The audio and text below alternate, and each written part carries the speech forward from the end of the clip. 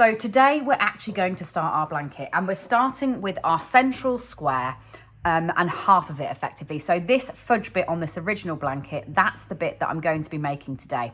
Now we're doing almost exactly the same as yesterday with a couple of subtle differences to obviously get our numbers correct to make this first panel. So I'm going to be working in my colour one, which is my cream again. You're going to need your hook to the size that you decided after you did your tension yesterday. And if you are stash busting, it's about 6.5 grams of yarn that you're going to need today. So if you've got your kitchen scales out and you're seeing how much yarn you need for each panel, it's 6.5 grams that we're going to be using in our colour one today. So exactly as we did yesterday, tie that slip knot like that, and then chain the number stated in the pattern for this first panel. Now, if you haven't watched yesterday's video, the first video, then I would go back and watch that, because I do go right the way through trebles, holding your hook, holding your yarn in detail. So go backwards if that was a bit fast for you and you are starting from the very beginning. But all I want to recap here is we've chained the number for this first panel as stated, but this time we're actually going to miss 3 stitches and go into the 4th from hook, just to give us an even nicer, squarer corner as we come back to it. So what you need to do is yarn round your hook, and I will emphasize it here, but again, go back to the other video. We're working a British treble, which is a US terms double. So yarn round your hook, miss 1, 2, 3 stitches like that. So 1, 2, 3, and then work into this one here. 4th from your hook, yarn over and through 2, yarn over and through the second 2, and then run right the way across until you get back to your slip knot.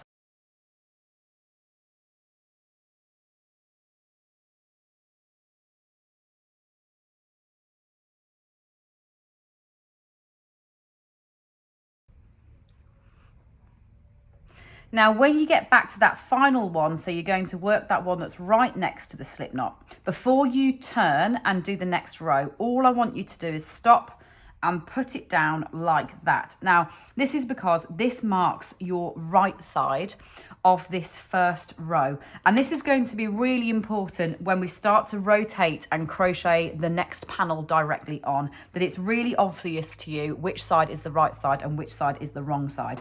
So after you've done that first row back, where we've completed our first bit of the blanket, take yourself a stitch marker or a bit of contrast yarn and just clip that in like that. That marks the right side before you're then going to do your turn, and then do exactly as we did yesterday. We'll be chaining 1, 2 up the side, then making sure that we miss that one at the bottom, because that chain becomes our first treble, and then go back into the top of that stitch, going right the way back along for this next row.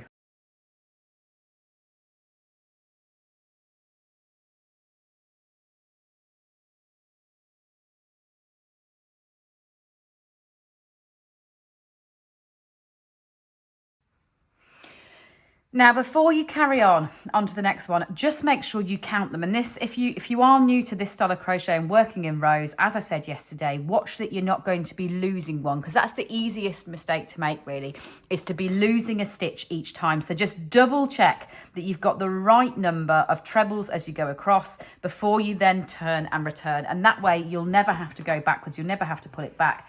Just check each time before you move on to doing your chain 2 again, and then coming back on another row.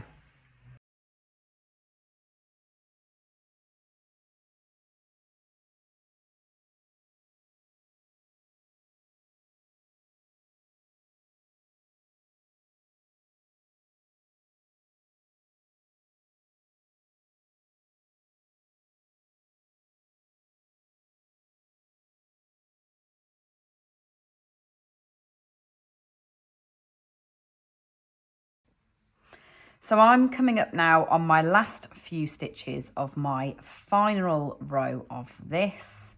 And so what we're going to do is actually finish today by changing colour, ready to do our first front post, back post, so something slightly more challenging tomorrow. We've done this bit today. We're going to be changing colour to do this in a continuum for tomorrow. So from that point onwards, we will actually be breaking yarn at the end of each piece. So it's not going to be the same technique that we're going to do now, but I may as well show you how to change colour as we go. So I'm coming across, I'm wrong side facing, so that's nice and obvious for you. You see how we put that marker in? It means I'm really obvious that I'm wrong side facing as I do this last row of this first half of the central square.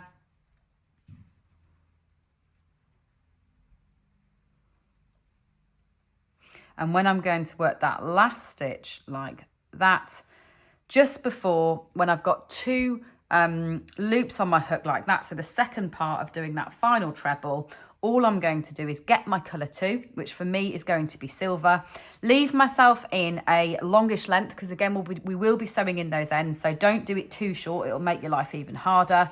Finish that treble off with that colour like that, and then turn over, and then we're ready to continue with that tomorrow. Now you can break your colour 1, you're not going to need that, and we'll sew that in at the end. So that takes us to the end of day 2 and the first true piece of our blanket. So well done to anybody who is crocheting for the first time. The first bit of your blanket is complete. So then tomorrow, what we're going to do is do this panel here. So we're going to be mastering front post, back post, but coming off this before we then start to work around the edge on our Roma.